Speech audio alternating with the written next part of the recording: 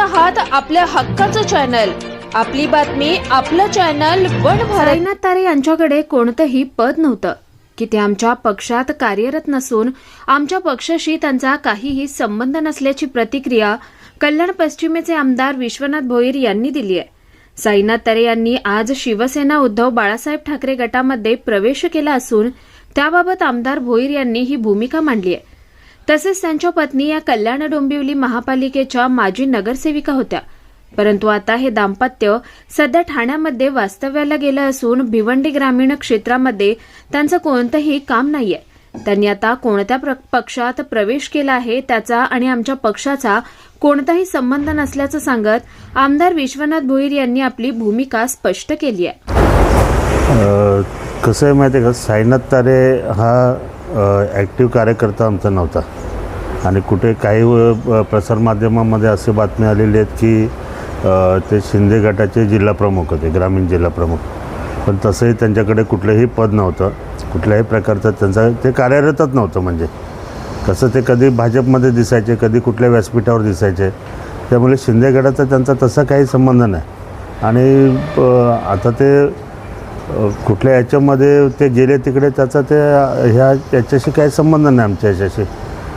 आणि त्याच्या पत्नी ह्या नगरसेविका आहेत, पण त्या पण आता इथे राहत नाहीत। ते लोक काहीतरी मला असं आढळलं की ठाण्याला राहतात, त्यामुळे इथं त्यांचं कुठलंही कार्य ह्या क्षेत्रामध्ये भिवंडी ग्रामीण क्षेत्रामध्ये त्यांचं कुठलंही कार्य नाही आहे आणि कुठल्याही पदावर ते नाही आहेत।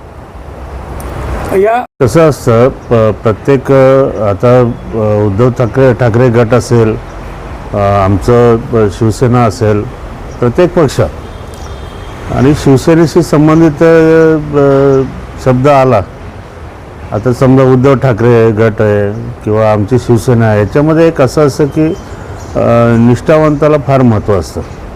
आता आम्ही शिंदेसाहेबांबरोबर आलो, त्याच्यानंतर जे कार्यकर्ते आले, जे पदाधिकारी आले, हे सर्व शिंदेसाहेबांचे निष्ठावंत होते, शिवसेनेला मानणारे होते, त्यामुळे ते शिवसेना जिकडे शिंदेसाहेब जिकडे तिकडे ते आले।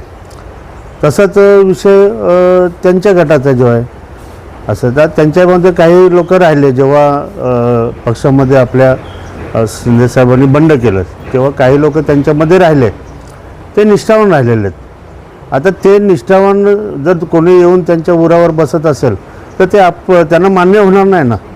शेवटी जी पक्षावरची निष्ठा असते ती निष्ठा कुठेतरी मनामध्ये हे करते की हा बाहेर येऊन आलेला आहे आणि तो आजच्याच लगेच आला आणि मी तर असं ऐकलं तुमच्या माध्यमातूनच, प्रसारमाध्यमातून, का तो आमदारकीसाठी आला आहे वगैरे असं काहीतरी बोलत होते।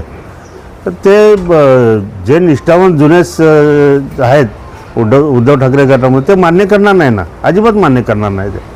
आणि मला वाटतं ते करूही नाही, कारण जर खरोखर ते निष्ठावान असतील तर असं कोणीतरी येऊन त्यांच्या उरावर बसत असेल तर त्यांनी उरावर घेऊ नये।